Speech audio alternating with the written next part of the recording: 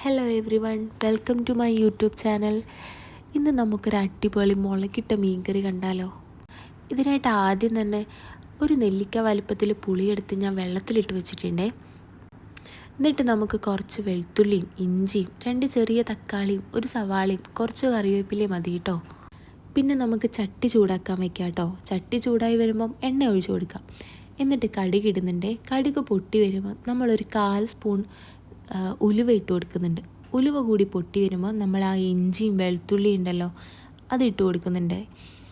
അതൊരു 10 സെക്കൻഡ് ഒന്ന് കിടന്നതിന് ശേഷം നമ്മൾ അരിഞ്ഞു വെച്ചിരിക്കുന്ന സവാള ഉണ്ടല്ലോ, അത് നമുക്ക് ആഡ് ചെയ്യാം.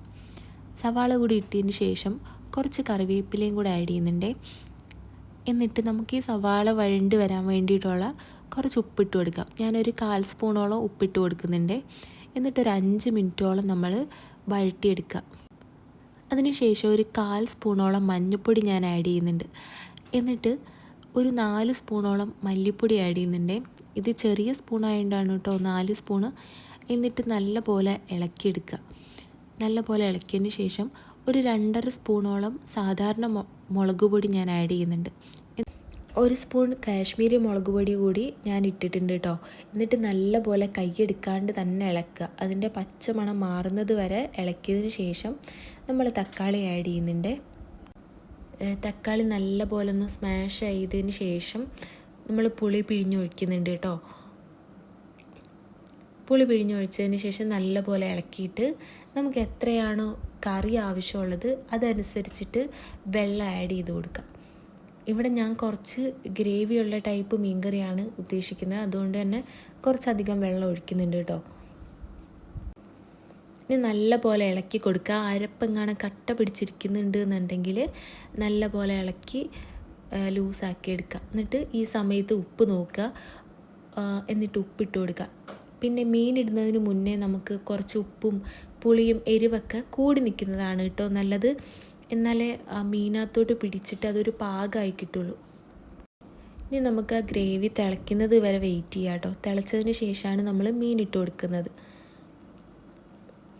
ഏകദേശം ഈ ഒരു രീതിയിലെത്തുമ്പോൾ നമുക്ക് മീനിട്ട് കൊടുക്കാം.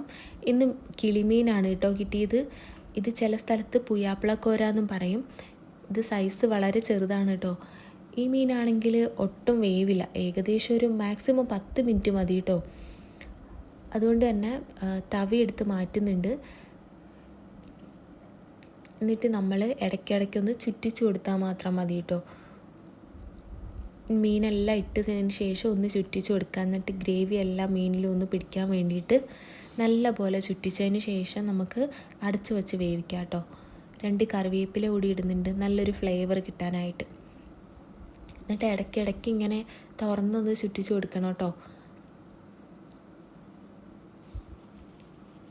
ഏകദേശം ഇതൊരു ലാസ്റ്റ് സ്റ്റേജ് എത്തിയിട്ടുണ്ട്. നമുക്ക് ഇപ്പോൾ കറി പാകമായിട്ടുണ്ട്. അതായത് എണ്ണ തെളിഞ്ഞ് വന്നിട്ടുണ്ട് നല്ല പോലെ. ഇതാണ് കേട്ടോ ഇതിൻ്റെ പാകം.